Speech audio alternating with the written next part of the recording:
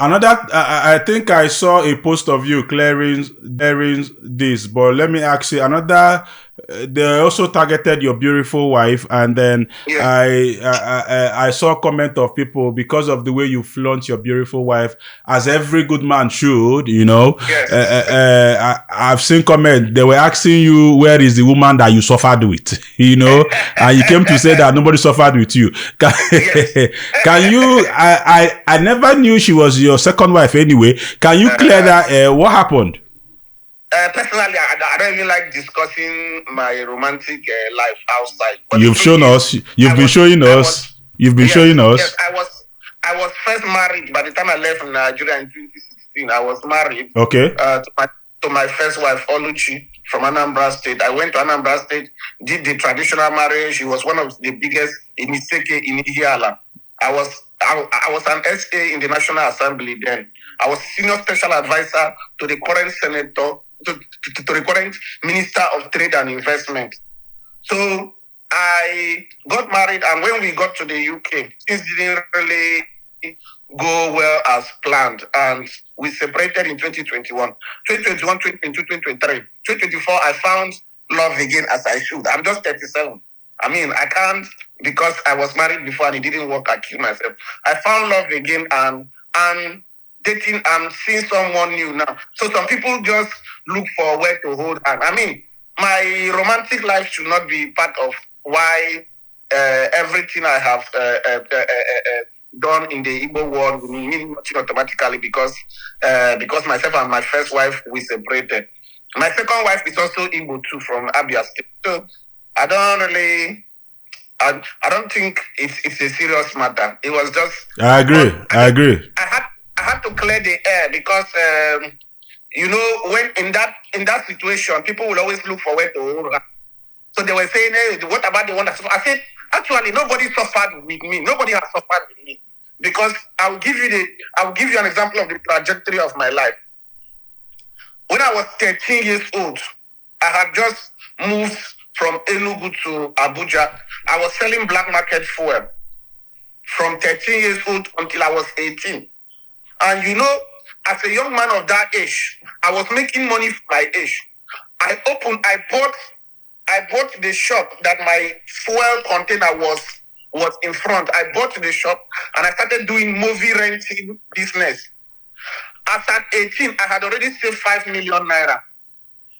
From there, I left that business for my friend and went to school in University of Calabar. While I was in Calabar, I was the most popular student on campus. Wow.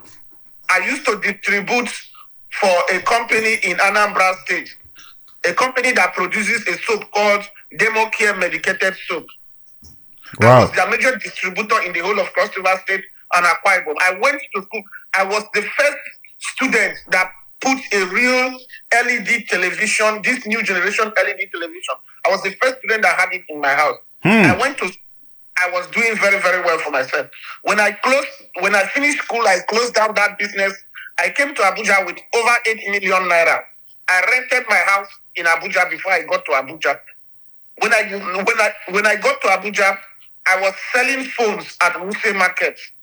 From Wuse Market, I worked my way to work in the National Assembly Abuja for 4 years as an SA on new media.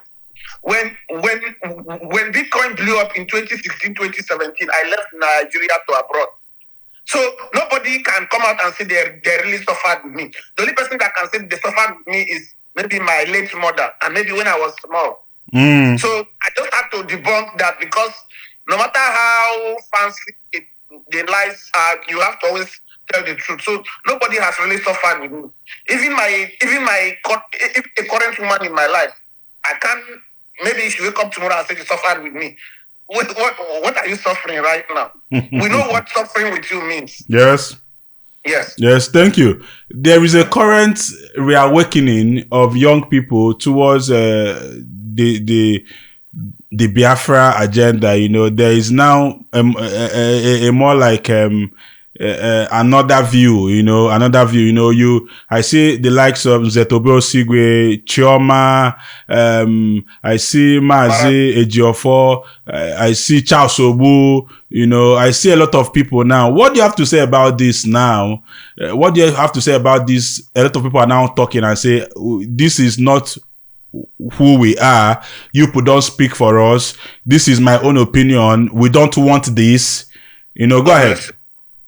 So first of all, the reason why things became so bad in the Southeast was because good people kept quiet. People who had the right opinion. We allowed miscreants. We allowed some of the worst set of us to be the people that were speaking for us. That was why things got this bad. You understand? Igbo people are known to be Republican in nature. We are not the people that cower to anybody. So I am very, very happy with what is going now. My friend Chioma, Uzetobi, and the rest of them. I'm very happy that everybody is bringing out their voice. Because people were beginning to think, people were beginning to think this had become a representation of who Igbo are. But that's not a representation of us. We are smart people. We are people that will not cut our leg to spite as strangers that are attacking us. So yes. I am very, very a new awakening. And I'm very happy that I'm alive to witness this. It's long overdue. Good news. From anywhere you are in the world, you can now be our guest on BAM. As long as you have an internet connection and a mobile device, you can now be interviewed from our studio anywhere in the world. Contact the numbers on your screen to book a session with us. How do you explain what has happened to the Southeast for the last 5 years? How do you explain it? How do you explain it to your children? Can you even put it in words? Can you even explain? So what has happened in the Southeast in the last 5 years is, I would say, Ndi Igbo not being strategic. As in Chibueze, that has almost become our undoing. We don't have think tanks. Sometimes when I look at us and the way we carry our shoulders and everything, like I have said before, we are individually rich but collectively poor. And this has to do with even how we think as a people. If not, in the last 8 years, we will not allow the worst of us to build an opinion, a public opinion of us. Where anybody now, if you talk about anything in the Igbo and Southeast, they now think about people that are angry, people that are wishing bad on Nigeria, people that, very, very hostile region. So our Igbo elites failed us, the political class. I will always say this anywhere I go. The Igbo political class of 1999 to date, they failed us. For example, we Igbo people had some of the juiciest ministerial appointments in the years of Obasanjo, Goodluck Jonathan, Yaradua. But we never used it. For example, we had 3 ministers of aviation, but guess what? We don't have any, even mini international airport in the Southeast. If even them themselves, if they want to travel, they have to go to Abuja or Lagos. Yes.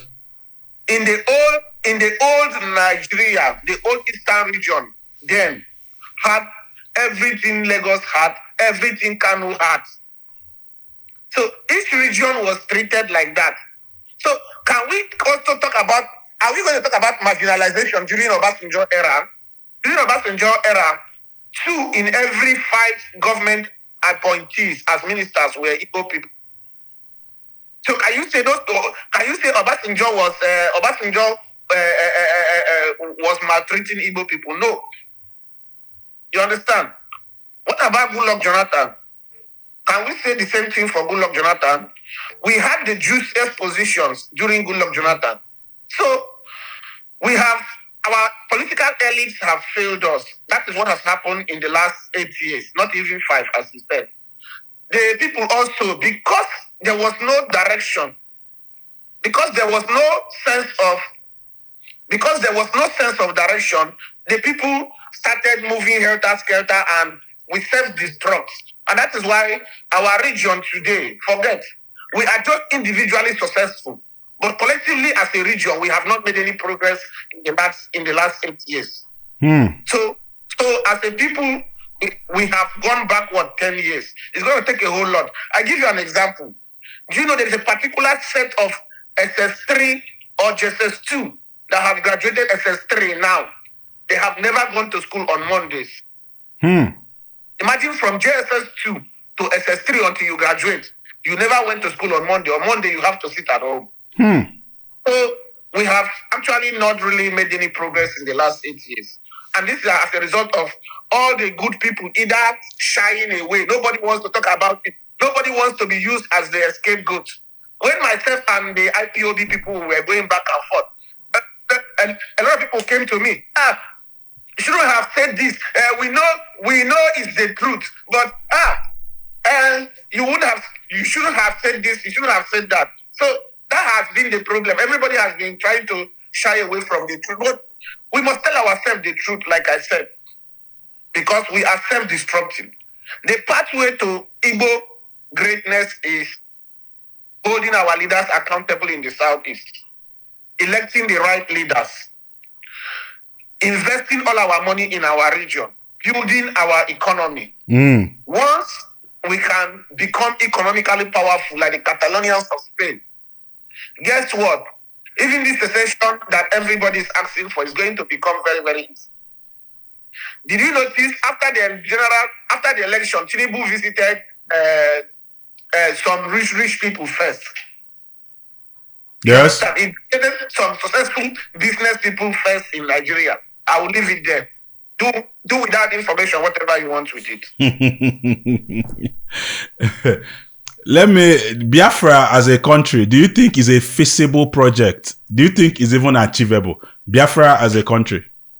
So there is never going to be any Biafra. Even if Nigeria disintegrates, which Nigeria is going to disintegrate within the next 50 years. I might not be alive to witness that, but Nigeria will definitely disintegrate. But the word Biafra has caused too much pain to Ndi Igbo. There is going to be an Igbo nation in the next 100 years, but it will not be called Biafra. The people of that time and future will decide what to call it. People don't even understand that the word Biafra is not even an Igbo word. You understand? An external person that's not even an Igbo person gave the new nation then that name. And that word has also been bastardized. I started the economic Biafra movement, but at the time, because of how blacklisted that word has become, because of the negative stereotype it brings up when I go somewhere and say I am promoting economic Biafra, I have to change it to make Ali Igbo great again. We are Ndi Igbo. We are not Biafrans. You understand? Yes. So Biafra as a word used for the Igbo nation will not survive. It will never happen. But I believe that there is going to be an Igbo nation.